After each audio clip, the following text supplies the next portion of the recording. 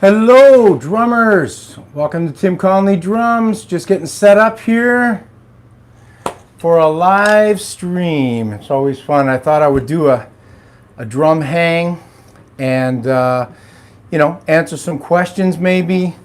And also, do some playing on the pad, show some stuff that I like to do, some warm-ups and, whatever we get to.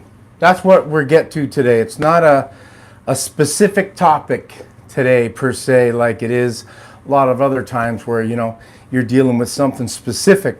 But I do want to say that as you can see, I'm wearing some merch, Tim Connolly Drums merch, and I got hats, hoodies, t-shirts, you name it. I got all kinds of new stuff.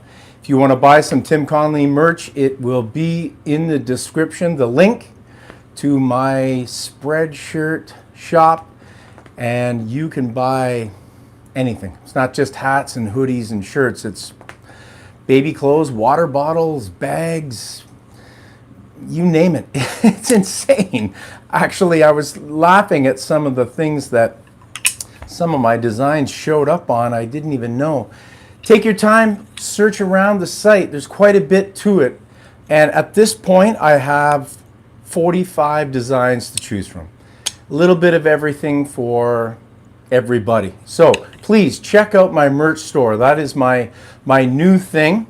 So just to give you a quick update on what is going on with me.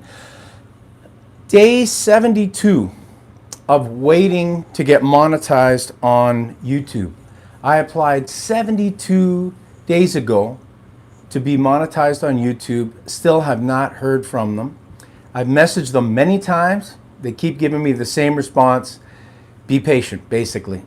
We'll get to you when we get to you. Now, I realize that I'm small potatoes in the big scheme of things on YouTube. But at the same time, I know that I'm going to get monetized. I'm very confident. It's just they're making me wait. They're dragging this out so painfully, I'm taking steps to try and get things established with my merch, as I was saying. I got my merch store going. I'm teaching. If you're interested in online or in person, if you're in the Hamilton, Ontario, Canada area, Burlington, Oakville, Toronto, Stony Creek, Caledonia, London, wherever, if you're in that area, I'm more than happy to do some in-person.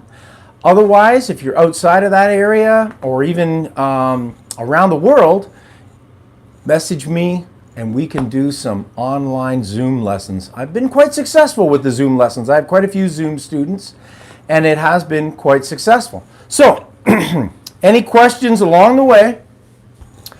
I got my trusty computer here so I can check them out live as we're going along, okay? So what I'm going to do is I'm just going to show you a typical warm-up to get started. Always warm up, first of all. Warm up implies you're cold. You're not actually cold. Buddy Rich was quoted as, he was asked once, what's your warm-up? Buddy said, I take my hands out of my pockets. Now that's Buddy Rich. For the rest of us mere mortals, we actually have to do a warm-up. And a warm-up just gets your hands and body, particularly your hands, arms, your body, your mental state, ready to play. That's the purpose of it. I always start slow with a warm-up and relaxed and focus on bounces. So you can call this really slow 16ths. Or eighth notes, 1 and 2 and 3 and 4 and 1 and 2 and 3 and 4 and, or you could say slow 16ths, 1 E and 2 E and E and 4 E and So this is the first thing. Then I'll do them in groups. This is Joe Morello exercise. It's basically the stone killer. Now I'm doing twice the number. Eighth notes, 1 and 2 and 3 and 4 and 1 and 3 and 4 and 16th notes, 1 E and 2 E and sped it up and 4 E and E and A, 2 E and A, 3 E and A, 4 E and A. Focusing on the bounce and getting the technique part of it down. Nice and loose. It's not about going super fast at this point. It's about getting blood into the arms, the wrists, muscles, and being super relaxed. You know? So I'm just going to run through this exercise here quickly. So one of the things I like to do is a Joe Morello exercise where you go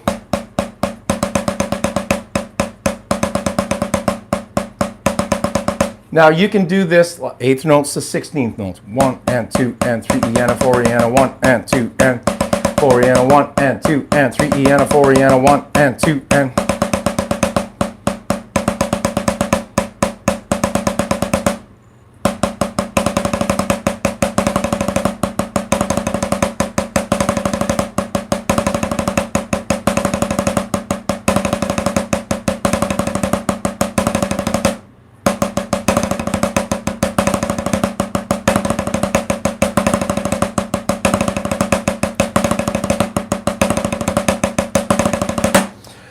you can double that up.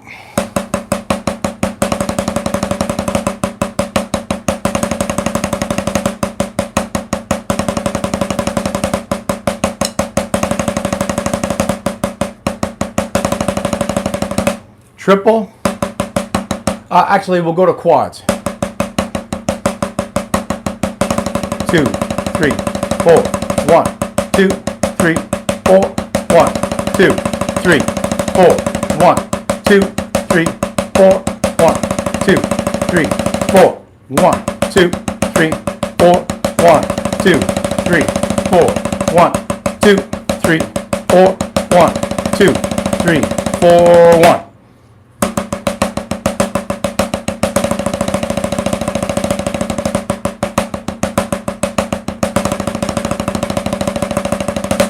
Now the important thing when you're doing these really fast rolls here is that you're relaxed. Speed does not come actually from forcing it. It doesn't even come from trying to go fast. It comes from doing everything slow, meticulously, and learning how to get the sticks to bounce and how to position yourself. So this finger's out of the way, letting the stick bounce. I got a space here. Very loose and relaxed. And as I've always said many times, anyone that's ever studied with me, this is a movement point, not a control point. Okay? This is your fulcrum. The control is back here with these fingers.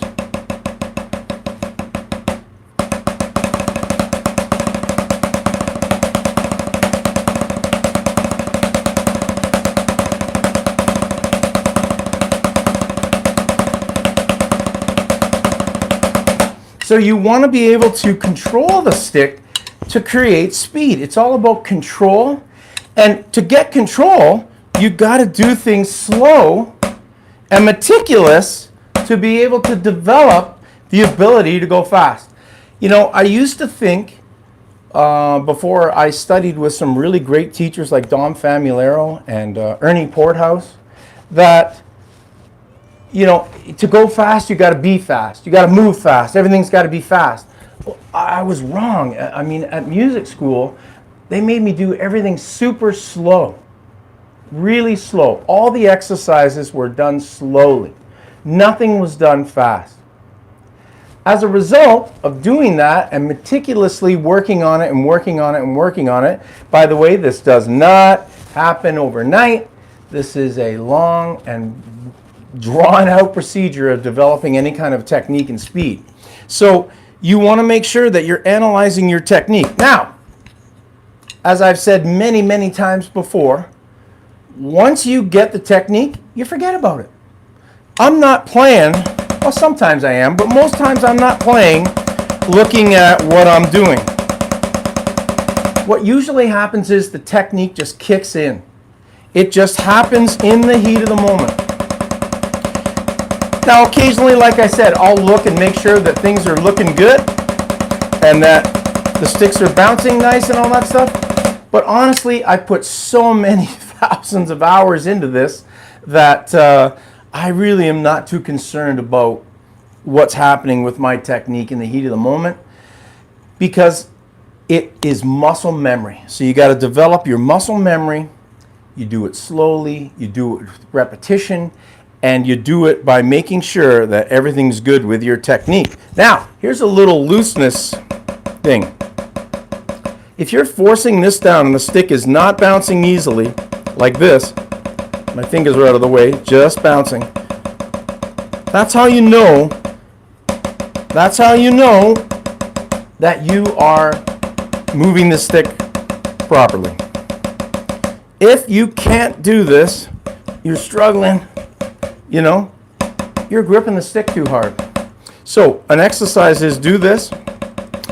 So your right hand is bouncing the left stick, then take the fingers over. Take it back, take the fingers over. Oops.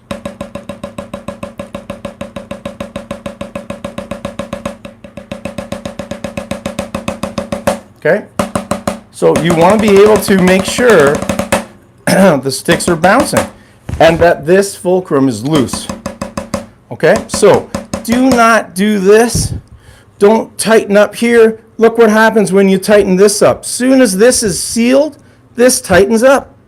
This is where I remember one of my students telling me his thumb would always cramp on him. This happens to all drummers, not just my one student. This happens to all drummers eventually. Might not happen to you right away, but eventually I can guarantee this muscle here is going to cramp on you, and your arm here is going to get tired, and eventually with bad technique you're going to develop carpal tunnel syndrome and or elbow tendonitis. So man, I'm here today and I'm trying to save all of your asses from getting injured. So listen to me. I know what I'm talking about when it comes to this, and I'm very confident in what I am giving you. It's good information, it's proper.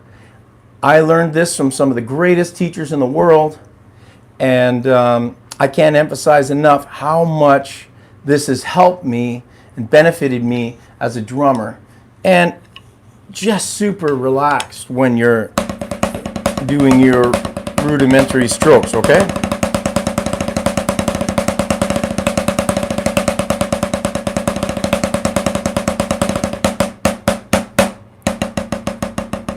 Fingers.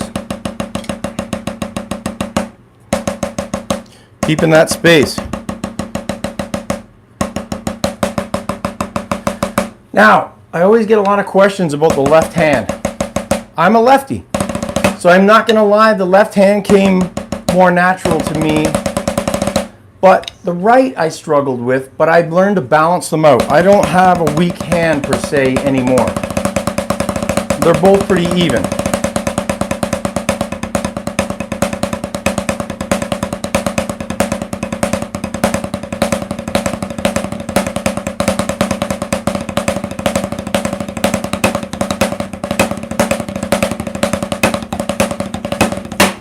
They're both even because I spent time working all this out, making sure that my right hand was doing what my left hand was doing and vice versa, and that they're both doing the same thing. Another mistake I see guys doing is, particularly with the left hand, the right hand is doing its thing, but the left hand is doing something different.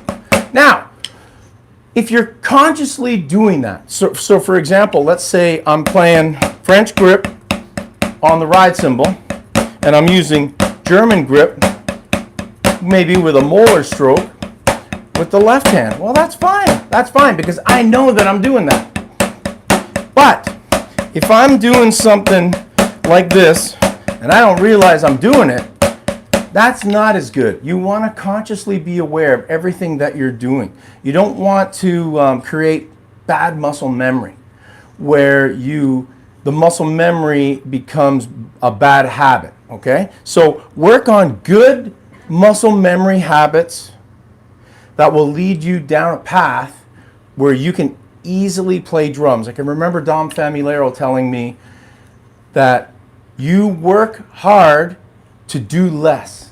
And what that means is you develop your technique. The technique does it all for you. You don't have to work as hard. So your actual, labor, doing this kind of stuff that I see a lot of young drummers doing, you won't be doing that if you develop your technique. Ease of motion, fluidity, and of course, this factors into my technique, the liquid effect. The liquid effect essentially takes all these ideas and puts it into your entire body. So you're sitting up straight, your body's relaxed, you're breathing properly, your legs are relaxed, your feet are relaxed. So when you're playing, everything is loose, fluid, and relaxed. There's no tension anywhere. And this leads to ease of movement.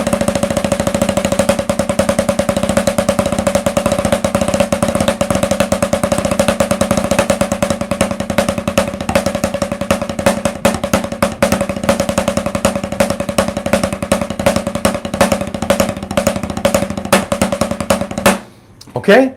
Now, the other thing is, when I'm striking the drums hard, there is actually no force. I'm using what's called velocity. Again, back to Joe Morello.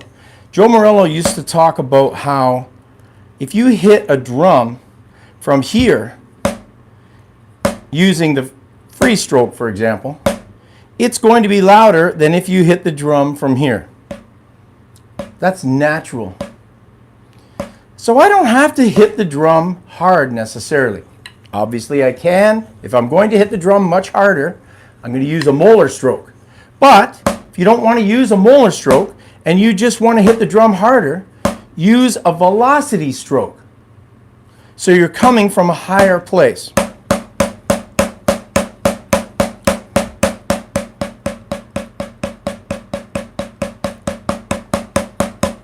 The natural dynamic of the drum, because you're coming from a higher place, is going to be louder.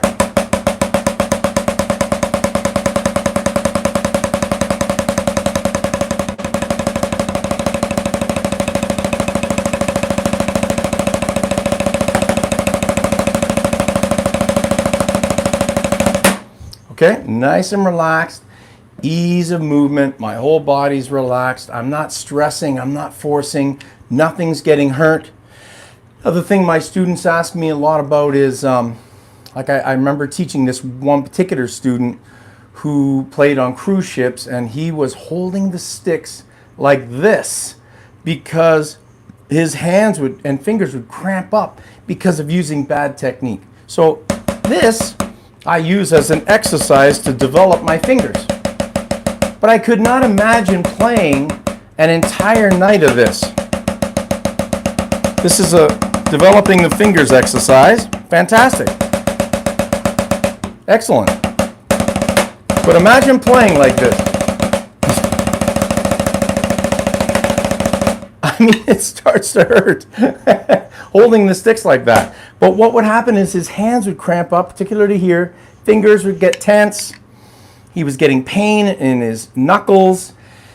And he said the only relief was to shift to this. So he's playing the hi-hat of the ride, and he's playing like this. Terrible, terrible. But that's what he had to do to get through. So what did we work on? Well, first of all, we only used this as a finger development exercise, and we worked on getting the stick to bounce. Ultimately, people, that is the goal. Get that stick to bounce. That's the goal. So don't force it. Don't do this. I'm exaggerating it, but this is what a lot of guys do. Right? You want to make sure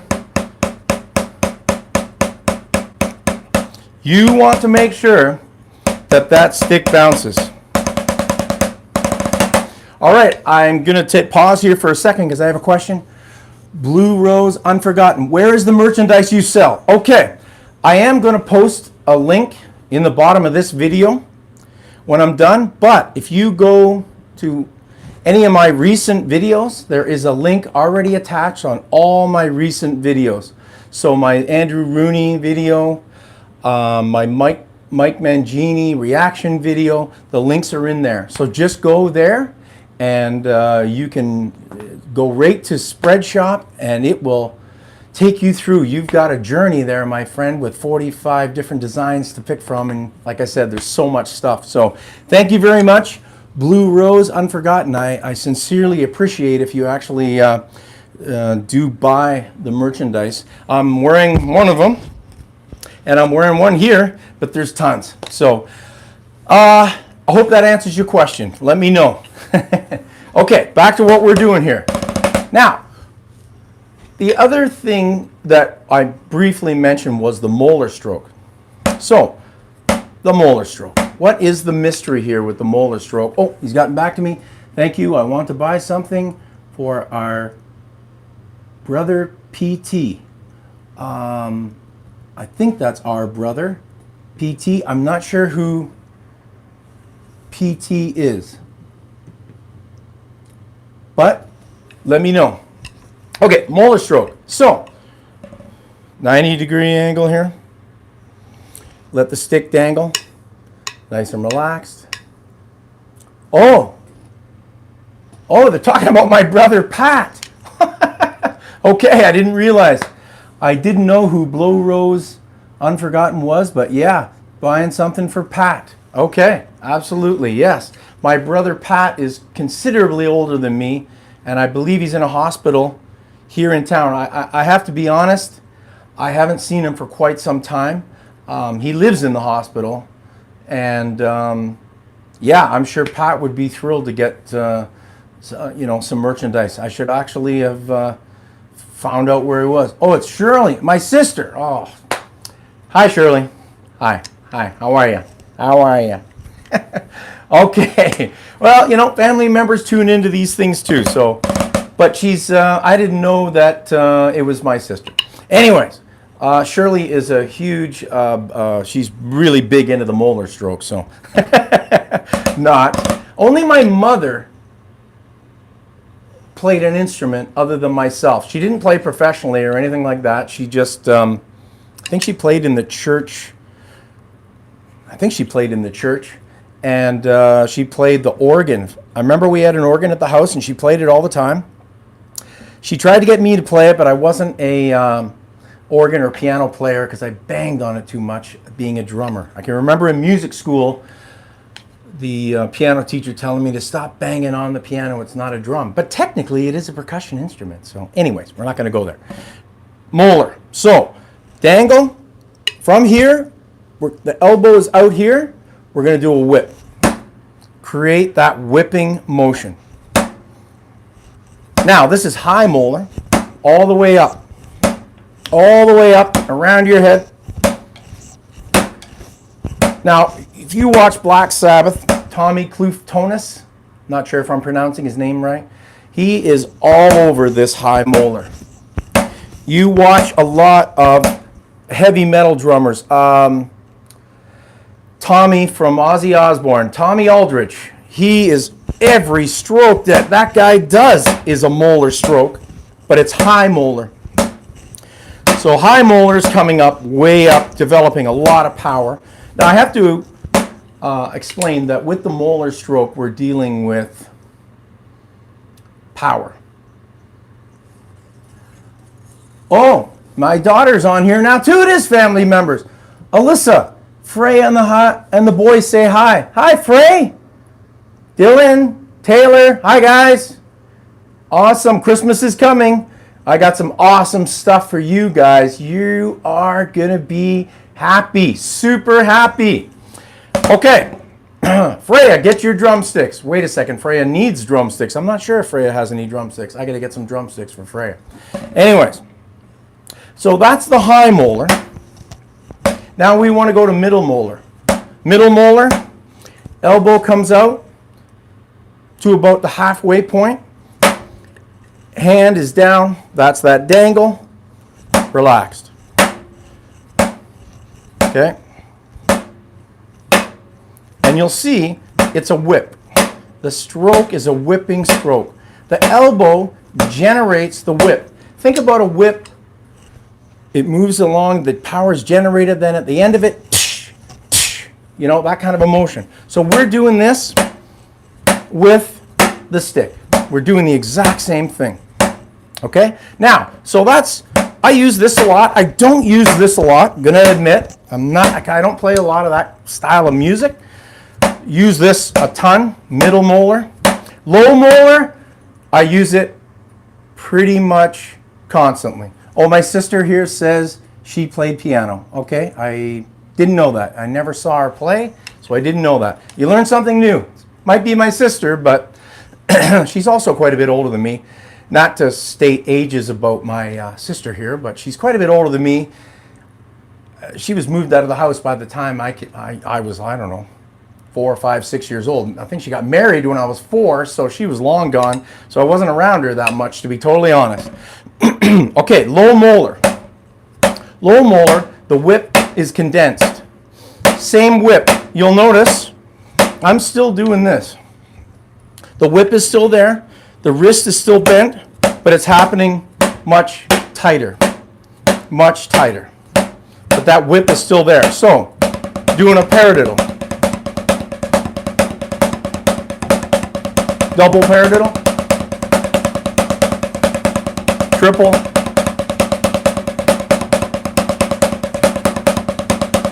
Paradiddle diddle. You'll see that whipping motion there, triplets, okay? It's very subtle.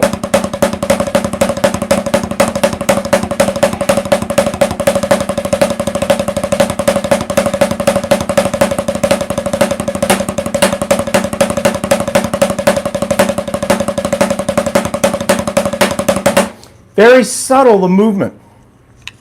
It is not as, you know, obvious as what you're doing when you're doing middle molar. And of course, this is show. This is show. When I went and saw Black Sabbath, I couldn't believe Tommy Cluftonis. Again, I'm probably butchering his name. I'm sorry, Tommy, if you're... He's probably not watching this. So, but if somebody does know how to pronounce his name, let me know. Tommy was doing this all night, but he's not doing a lot of ghost notes. So that leads us to the next exercise. Molar tap tap, molar tap tap, molar tap tap. Molar tap tap. So molar stroke, which is an accent stroke, followed by taps. The taps are generated by your fingers. Molar tap tap, molar tap tap. Tap, tap, molar tap, tap, molar tap, tap, molar tap, tap.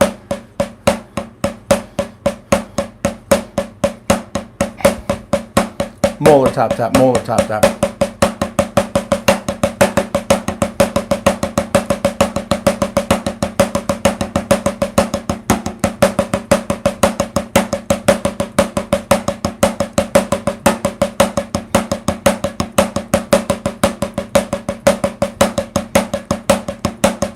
So you'll notice when I do the molar tap tap, throw the stick down the molar stroke, then when I do the taps, what's happening, the elbow is slowly inching its way back up for the next molar stroke. Molar tap tap, molar. Again, this is unconscious. It's just muscle memory of developing this molar technique. So you'll see the elbow comes up in increments. Let's do it as 16th notes. 1 E and a 2 E and a 3 E and a 4 E and a 2, 3, 4. So you've got this motion that takes place. Now again, I'm not really thinking about it when I'm doing it. It just happens.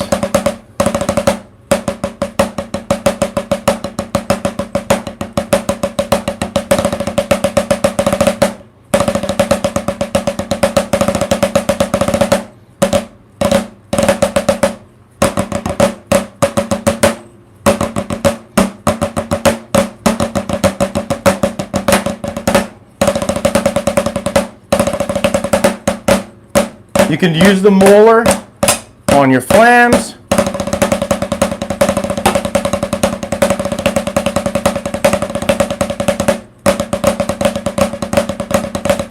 Anywhere. Molar can be used anywhere. So we've covered a lot here. I'm starting to really enjoy these live streams because, I just do my thing. I spent my whole life, since I was young, when I started teaching drums, teaching, and it's live. You're with the student. It's live. It's in the heat of the moment, and teaching is a form of performing. And I've always been a performer. I've always enjoyed performing for people and playing and teaching, and it's something that I've always enjoyed. And now that I'm retired from live performance, I've mentioned this before, this is my new live performance. Mistakes and all. If something goes wrong, it goes wrong, because that's live, people. Anyone that has ever played live music will know when stuff happens, it's going to happen when you're playing live, not in rehearsal.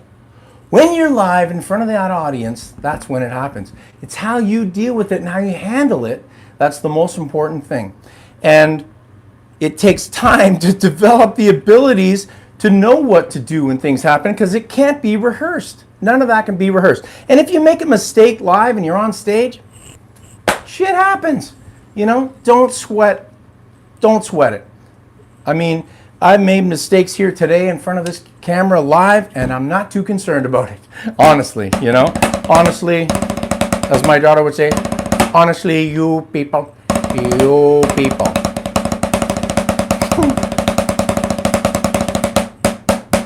All right, so thank you very much. I want to thank my family members here for tuning in. Hopefully some other people have tuned in. Maybe they didn't ask any questions, but they tuned in.